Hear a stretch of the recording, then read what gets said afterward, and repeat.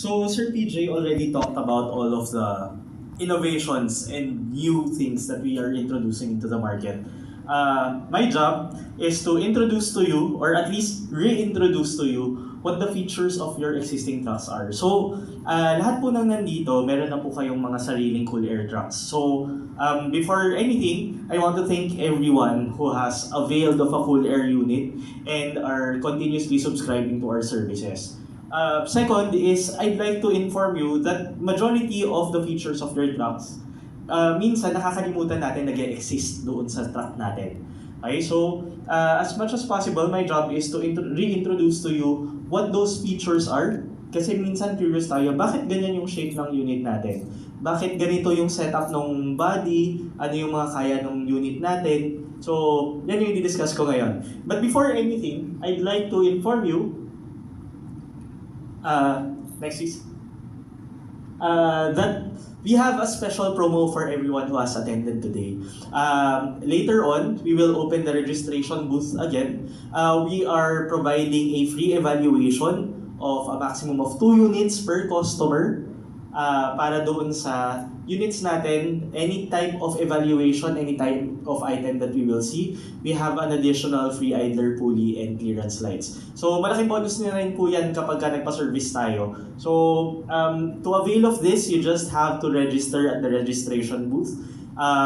We would like you to nominate your conduction stickers, but we understand na hindi nyo naman palaging bit-bit yung mga conduction sticker at plate numbers natin. So basta nakapag-sign up tayo, at any given time, once your units are available, pwede po natin yan i-evaluate, and that's valid until May 27, 2026. So we have around 3 months to have our unit evaluated. And once you avail of the service, meron na po yan libreng idler and clearance lights.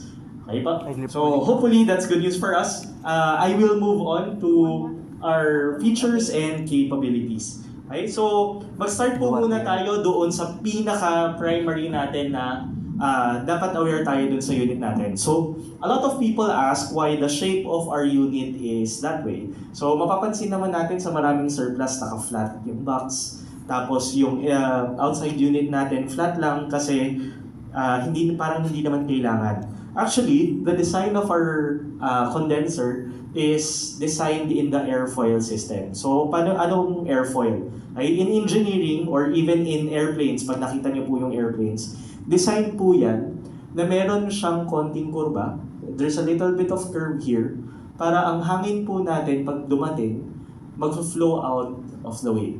So, are we familiar with windbreakers? So, makikita niyo dun sa mga big trucks, di ba? Meron tayong mga windbreaker.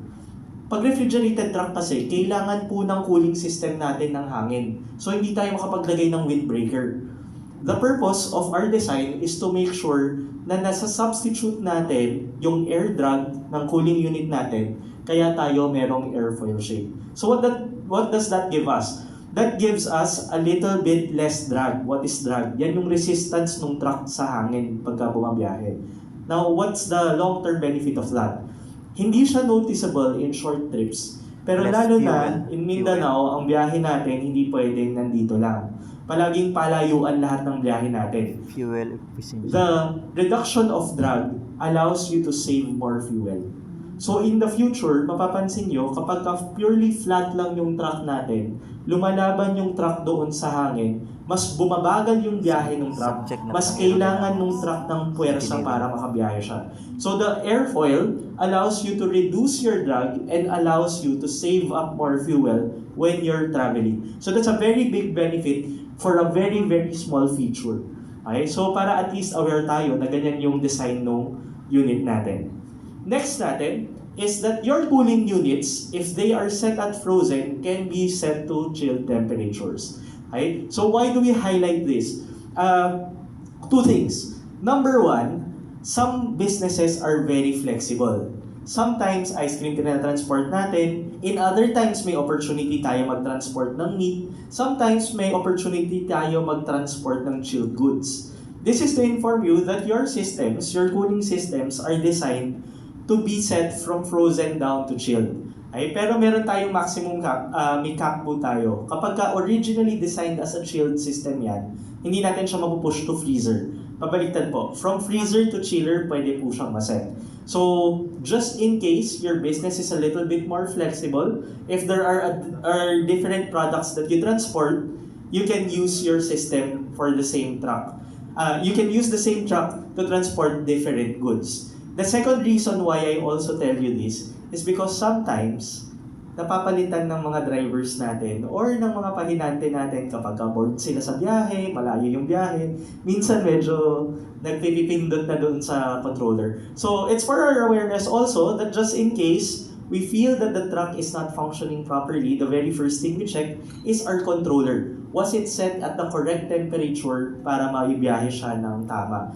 Our purposes for Kapihan is normally not just for information purposes. It's for also as being consultants in terms of ano yung mga pwede pa natin gawin sa operations. How can we make our operations more efficient? And one thing is us being aware what our products are and what temperatures that they settle into. Kapag mali ang settings ng mga products natin, may tendency po tayo ma-damage yung goods natin.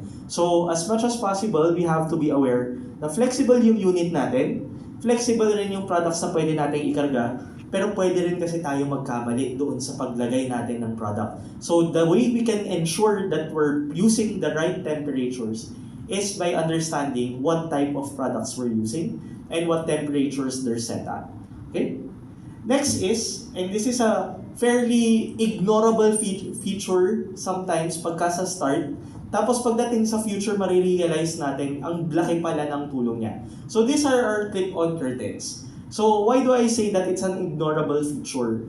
Pagka start po kasi, pagka bagong-bago yung truck natin, kompleto yung kortina, wala tayong pinapansin, biyahe lang, good to go tayo palagi. But eventually, for conventional curtains, normally, naka-rivet yan doon sa ceiling natin. So dito yan, naka-rivet yan. Naka-fix lahat ng curtains natin. And hindi natin maiwasan, minsan umaakit yung driver, yung pahinante, aakyat doon sa unit natin, sasabit doon sa curtains, bungi-bungi na yung mga curtains natin. In a lot of businesses, that is a very big cost. Kasi ang gagawin natin next, tatanggalin natin yung buong frame, papalitan natin lahat ng curtains, at wala tayong choice kundi palitan dahil required siya sa standards ng principal natin. So what happens is that we'll have to replace all of the curtains just because nasabitan, napunit, nasira. Ang purpose ng clip-on curtains natin is to ensure that we save up cost. Okay? So in Cool Air, we don't like that you will spend at the start and then you keep on spending in the future. As much as possible, any smart business will know na dapat long-term yung solution ko. So what's the long-term solution here? Pagka nabutas-butas yung mga kortina natin, pagka bungi-bungi na yan, pwede natin silang palitan one by one. So pwedeng, kulang ng 2 or 3, 2 strip lang papalitan ko. Hindi ko kailangan palitan yung buong frame. Parang tayong merong bahay, nabutas yung bintana, nabasag isang panel, papalitan na kagad natin yung buong bintana. Ang pwede natin gawin, yung section lang na na-damage, yun lang yung i-repair natin.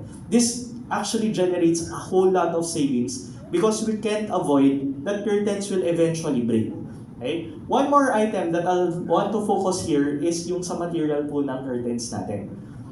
In all of the Cool Air units that you've purchased, what we always use are low temperature polar curtains. Okay? What does that mean? When they're polar curtains, it means na kaya niya ang very, very low temperatures. Pwede yan mag-exceed ng -30 na yung curtain natin hindi siya maninigas. Okay? So, bakit importante yan?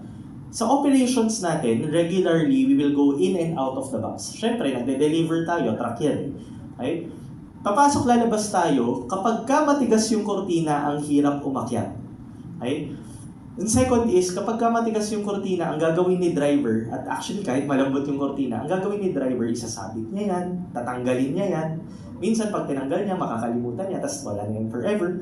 Pero as much as possible, ang gusto nating mangyari is, it's flexible enough na kapag binato ko siya sa taas, or sinabit ko siya sa gilid, pwede ko siyang ibalik. Pagka nanigas yung curtains, hindi ko na yan mababend. Hindi ko na yan maisasabit. Hindi ko na yan maihahawi pagilid. So that brings you slower operations when you're moving in and out of the truck. And the second thing is, it has better durability. It won't break. Okay? So malaking factor po yan dun sa curtains natin. Kasi very critical naman po yan also for additional knowledge when it comes to our temperature retention. Kapag nagpa-orient po kayo, nagpa-train po kayo ng drivers, we always say this. Your low temperature curtains are your very first line of defense when it comes to door openings. Okay? So dahil po truck tayo, di po natin maiiwasan magbubukas tayo ng pinto. Pero pag nagbukas tayo ng pinto, syempre, hindi rin natin maiiwasan papasok ang init. Paano yan? Ice cream dala ko, or meat yung dala ko, baka matunaw, baka magkaroon ng problema sa temperature, baka mag-thaw out yan. The purpose of the curtains is to make sure na meron tayong first line of defense para temporarily ma-hold pa rin natin yung temperature. We can't 100% avoid na wala talagang temperature entry. Walang way para ma-block nyo lahat ng heat entry. Okay? So, syempre, hindi naman natin pwedeng lagyan yan ng air curtain, di naubos na yung kuryente ng truck natin. Pero, meron tayong plastic curtains para ma-hold yung temperature. That way, your temperature doesn't jump up too high. It's just enough para makokontrol mo yung temperature. Once you close the doors, pag nag-on ulit yung cooling system natin, hindi na mahirap yung unit natin magpalamig. Okay? So it again adds to the fuel savings that we have. Kasi yung unit natin ngayon, hindi tatakbo ng tatakbo para magpalamig.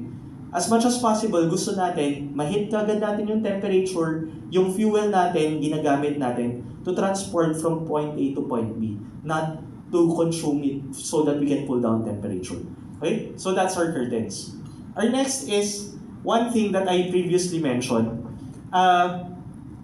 Alam naman natin na yung mga pahinante natin, minsan, nahihirapan umakyat ng truck. So, kagaya ko po kasi, 6-footer ako eh.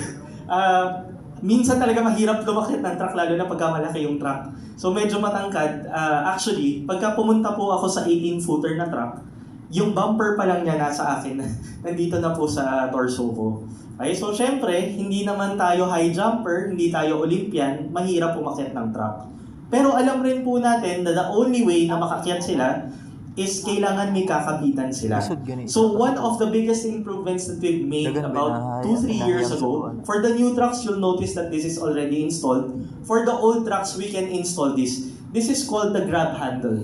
Okay? So, pagpasensya nyo na doon sa loop natin, medyo may konting katangkaran rin yung umakyat. Pero ang purpose nito is to make sure that it's very easy for us to go up and down. What does that do? Number one, it makes your operations efficient. Mas mabilis mag-deliver, mas mabilis umakyat, mas mabilis bumaba. The second thing it does is it protects your curtains. Kasi syempre, ang hahawakan pa rin nila yung unang mahahablot nila. Okay? So this one is sturdier. It keeps you away from accidents dahil pagka sumasabit sila sa kurtina, ang mangyayari, posibleng mag-break yung curtains. Pero kapag may grab handle tayo, yung grab handle po natin is incorporated on the ceiling structure, which means that it's able to carry at least 200 kilos. So kahit medyo malusog po yung pahinante natin, pwede pa rin siyang umakyat with minimal effort po. So that's very important for us, especially in operations. We want to go in and out of the truck as fast and as safely as possible. The next item that we'd like to highlight is something we've made as an improvement for all of our trucks. So this was born out of a lot of requests before, a long time ago, na palagi ang tinatanong is meron ba tayong side guards. Okay? One thing that we've already incorporated in all of our new trucks, anytime you order, is that we install our own side guards. Now, the side guard is technically not designed to protect your truck. Wala naman yan maitutulong talaga doon sa truck eh. Kung tutusin nga, ang iisipin ng iba, pabigat pa yan. What is the purpose of the side guard? It's to protect the people around you. Okay? So remember, gaya ng sabi ko, pagka bumper ng 18-footer or ng 20-footer, ganito na siya kataas. Siyempre, ang dali umilalim doon sa truck. So it's very unsafe for everyone beside the truck. Hindi naman natin maiiwasan. Meron tayong malapit na mga sidewalk, sa kalsada tayo dumadaan, maraming pwedeng umilalim dito. ang pinaka-common na mga nagiging cases in mga accidents Motor. are normally from motorcycles. Motor. Yung mga motor yung mga umiilalim dyan. So the target of the side guard is to make sure that you're still safe and you're protecting the ones around you. Okay? So syempre, bad PR yan pagka merong na-aksidenteng truck or may na-aksidente dahil dun sa truck. One more thing that adds in terms of safety, apart from the ones around you, is that it gives you a very big deterrent when it comes to yung mga nagnanakaw ng fuel at battery. I think we've experienced it one way or another. We've heard a story here and there. Urban legend yan ng Pilipinas. Mag-park ka lang, pagka biglang umalis ka, wala ng battery yung truck. Kasi sobrang accessible. Lalo na kung ito lang yung height, at kahit ko yung magnanakaw, ang dali kong abutin yung battery. Okay? So as much as possible, we want to make sure that you create a deterrent na kahit konting harang lang, medyo additional effort lang doon sa magnanakaw, hindi niya na itatarget yung truck mo. Itatarget ko surplus para mas madali. Diba? Kasi wala yan mga protections. So the side guard is not just designed in terms of the request of people. We've designed it in such a way that it adds more protection for your truck dahil any type of inconvenience, any type of additional inconvenience to your operation is cost. And we don't like costs. We want to make sure na yung expenses natin are allocated to the most smart way we can do. So that's why we have side guards for all of the new units. Next is your customizable body dimensions. One thing that we regularly talk about and something we regularly experience is, sir, pwede bang mas mataas yung truck ko? Pwede po bang medyo mas mahaba? Pwede bang medyo mas maliit? Why do we do that? Dahil sa operations natin, and we know our own operations when it comes to our own business, meron tayong mga locations na either A, hindi pwede masyadong mataas kasi sa tama sa parking. Right? Very common po yan pagka nagde-deliver tayo sa mga mall. Lalo na kapag ka ang mall or casino or kung anumang restaurant is underground parking. Sasabit yung dito sa taas. Yan sa mga clearance lights natin. Meron rin naman, dahil probinsya ang biyahe nila, gusto nila one trip, sulit na sulit yung biyahe. So the tendency is they want the body a little bit higher. That way they can load a little bit more without exceeding the capacity of the truck. So I'll have to be clear with that. Siyempre, kailangan pagka dinesign natin, gusto natin unlimited eh. Pero meron pa rin tayong maximum. Right? Depende pa rin doon sa capacity ng truck natin, we can adjust the body size within the standards of the dealerships. Ay, so kapag ka sinabi nung truck hindi hanggang ganyang capacity lang, we'll adjust it into the safest possible way. Ay, because sometimes, meron yung mga adjustments na gusto natin, pero questionable yung adjustment. So may tendency masyadong wide, hindi makita yung side mirrors, or masyadong mataas, hindi na safe. Pero basically, what we do is to make sure that your customizations are fit for your business model, for your design and for your needs. Next is your customizable colors. Ito fun fact lang po siya. And something very fun for your customers. Our systems, our fiberglass and our unit, they're basically decal ready. What does that mean? Kung gusto natin maglagay ng mga signages, maglagay tayo ng different designs para doon sa truck natin, Cool Air can customize the design for you so that we can install it in such a way that you want to look and feel different when it comes to the road. Okay, so marami tayong customers na merong theme, merong color, merong design na specific to their own routes. So gusto nila, ito yung itsura dapat ng truck ko. Dapat ito yung magiging design ko. Gusto ko ganito yung kulay. So we can do that for you. That is a very possible design for your vehicle if you have a very specific theme or color that you like. Then next, and very important, is your structural support. So, we've been here just a couple of days. Mapapansin nyo ang dami ng mga rota ng hindi pa ganun kaganda yung mga streets. Okay? Meron tayong mga roads na hindi pa perfect. Meron rin tayong routes na wala tayong choice kung hindi magiging perfect yung road dahil pataas, pababa, medyo bumpy yung road. So the tendency is there might be a problem with your body if your body is not designed to the roads that you will pass through. So this is more of a recap and just for your general knowledge po. our bodies are designed in such a way that we've studied it in such a way that we balance yung structural balance natin and structural support natin versus yung cooling retention natin. So why do I have to clarify that? A lot of bodies are overly structurally sound. Sobrang dinagdagan nila ng sandamakmak na structural points. Sobrang daming poste, sobrang tibay, but they forget that your trucks are refrigerated trucks. What does that mean? Your trucks are required to hold cold temperatures. So minsan, pagka yung structure mo sobra, pero hindi mo binalanse ng tama, the downside is that your body cannot hold temperature properly. What's the side effect? Your products may be damaged. Your products might have problems when it comes to the temperature. Your products might just be rejected kasi hindi tayo nag-hold ng temperature. In Cool Air, what we did is to study it actually for different types of bodies. Pahaba siya ng pahaba, paiba-iba yung mga structures natin. Kasi kinailangan natin ibalanse kung paano natin i-hold yung temperature without sacrificing the structural integrity of your truck. So we designed it in such a way that all of the structures can still hold temperature properly, pero kapag ka na-aksidente siya, hindi siya yung total loss kagad. Okay? Hindi siya yung basta-bastang nasisira lang dahil binabiyahe ko lang naman ng normal, bakit na-damage yung body, bakit biglang bumibitaw yung panel. Okay? So the purpose of our body, the purpose of our design is to make sure you're structurally sound and the insulation holds properly so that you still protect your products. Hindi pwedeng nakaprotect lang yung body design natin, pero rejected naman yung products natin kasi natunaw. So, next natin, all of our units are designed in such a way that the body has very specific connectors. Okay, so yung connectors natin, hindi siya structural lang. Kasi normally, in any structure, sa joints normally nagfe-fail. Okay? So, para doon sa mga medyo aging population natin, alam rin natin yon.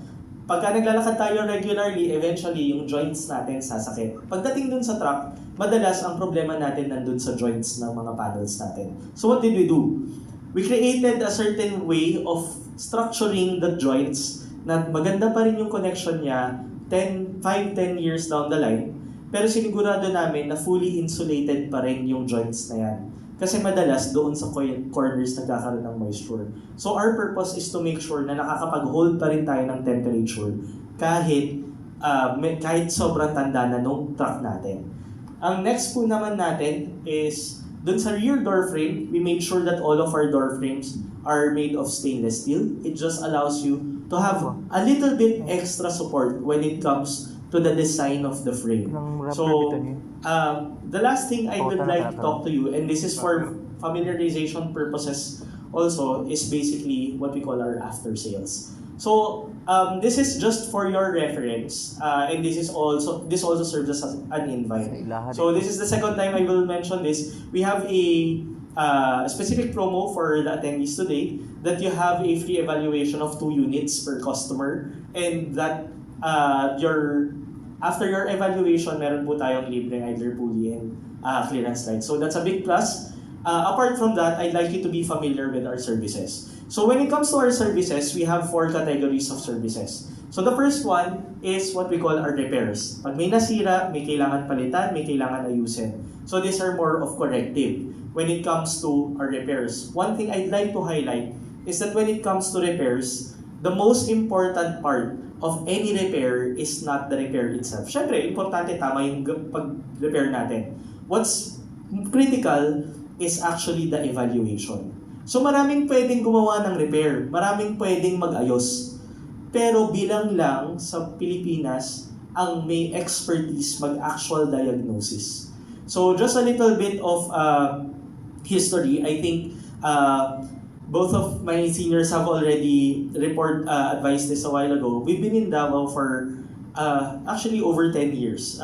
Medyo matagal na. Even before that, when we were doing trucking, our technicians have the experience of working with surplus units, working with competitor brands, and working with our own brand. What does that tell you? It's very hard to look for a technician, let alone more than 50 technicians na kaya po natin i-train, mag-diagnose. Kasi para pong doktor yan. Kapag mali yung medication na binigay sa inyo, mas lalala pa po yung problema. So very important when it comes to repair is that we have the correct evaluation. And it takes a very well-trained person to do a correct evaluation and provide you the correct medication for your cooling systems. The second is our preventive maintenance. So, from the word itself, maintenance, the target is to make sure that your unit is in full working order. Okay? So, alam rin po natin yan. Ako medyo aging na rin po. Meron na rin po akong regular na maintenance. But for our trucks are not just there to be used. Okay? So, lahat ng trucks, meron rin po yan regular na maintenance. And the purpose of that is to prolong the life of your cooling unit. Dahil again, negosyo tayo, gusto natin, as long as we can still use our systems, the better. The longer it takes for it to break down, the better. Kasi hindi tayo gagastos ng basta-basta. So the purpose of our maintenance is to ensure that your units are protected. This is also to remind you na kapag may bago tayong units, automatically meron po tayong free warranty na may kasabay na preventive maintenance po. So as much as possible, if you can avail of it, if you can ask about it, we would like to always protect your cooling systems. It is always in our best interest to regularly see your units para masigurado natin na hindi siya problematic. Right? Next is our truck body care. Basically, this is also just to inform you that if you get involved in an accident or hopefully dinadasal po namin na hindi po kayo na-aksidente, pero kapag nangyaring may na-aksidente, kaya pa rin natin ma-save yung body. Hindi po ibig sabihin na na-aksidente tayo, goodbye na doon sa body. Pwede pa rin natin gamitin. Actually, we've had a lot of cases na nangyari, na-aksidente, yung body linipat sa bagong chassis. Kasi yung body maganda pa. Okay, so it's a good testament in terms of the integrity of your cool air bodies. But as much as possible, we will also like you to be aware that we still do repairs just in case they are involved in accidents. The good thing about fiberglass is hindi po siya parang yung mga aluminum body na kapag nabutas or natamaan, kailangan takalan. Tapos nakikita natin ang dami ng patsa-patsa. So ang maganda sa fiberglass po, kaya natin itago yung damage and make it look as if it's just still a normal panel. And the last, and we call this one of our products, but basically it's one of the services that we want to make sure you avail of as much as possible, is trainings. So, for some, hindi pa nila na-experience to or are not familiar with this, we have what we call our orientation. Right? So we do a driver's orientation, which is so that your drivers know what to do with your refrigerated truck. From our experience, madalas ng problema doon sa customers natin is not really in terms of the capacity of the unit or the integrity of the unit. Sometimes, it's just a question of paano ginagamit yung truck. Right? Sometimes, no matter how good your system is, kapag hindi tama ang paggamit, wala rin silbi lahat ng features na yan. So the purpose of our driver's orientation is to make sure that the actual end user, yung mismong gumagamit ng truck, alam niya kung paano gagamitin yung truck. Para hindi siya nagkakaroon ng problema kung paano ibabiyahe, hindi kayo magkakaroon ng problema na biglang kinakabahan kayo, makakaabot ba yung produkto ko kay customer? Madi-deliver ko ba talaga yung product ko? Are my products safe? So we'd like you to be comfortable enough and be able to sleep at night knowing na kapag kagising nyo, ang mga makukuha ng balita is na-deliver na yung product, na-receive na, tapos na, pabalik na yung truck natin, pauwi na. So we'd like good news and we'd like a little bit more comfort when it comes to our units. And the best way to do that is to make sure everyone using all of your assets know how to use those assets. Okay? So that's where our training comes in. And lastly, I'd like you to be familiar with our service centers. We could give you more information on this para hindi rin mahirap i-memorize lahat yan.